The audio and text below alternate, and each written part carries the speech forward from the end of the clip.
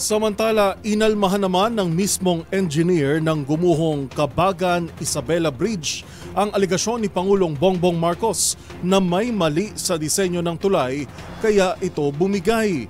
Git nito, overloading ang salarin at hindi ang mismong disenyo ng tulay. Ang mga detalye sa ulat ni Kyle Bulyas. Hindi design flaw ang dahilan kung bakit gumuho ang Cabagan-Santa Maria Bridge sa Isabela, kundi dahil sa overloading. Ito ang muling iginiit ng mismong nagdisenyo nito na si Engineer Alberto Cañete.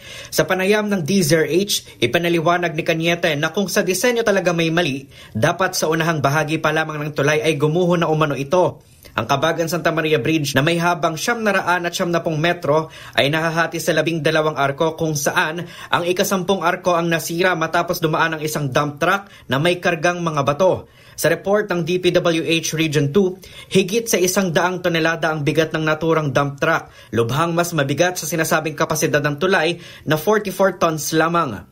Nabanggit din ni Cañete na bagamat wala siyang kinalaman sa mismong konstruksyon ng tulay, sa tingin nito ay nasunod naman ang kanyang disenyo.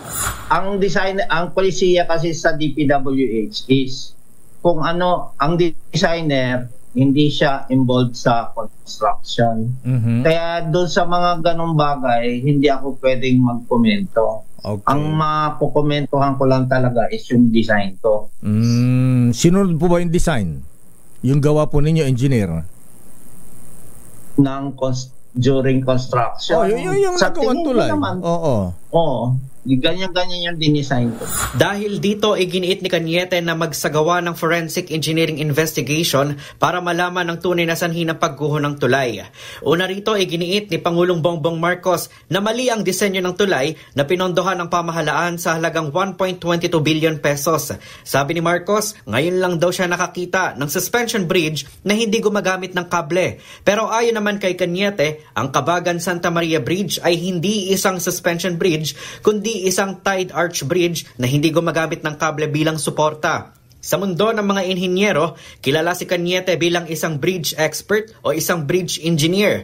Ilan sa mga naging proyekto nito ang Parklinks Bridge na nagkokonekta sa Pasig at Quezon City, Bridgetown Bridge na matatagpuan sa Pasig, at ang Sacobia Bridge sa New Clark City, Pampanga. Para sa MBC TV Network News, ito si Kyle Bulyas ng DZRH. Una sa Pilipinas, una sa Pilipino.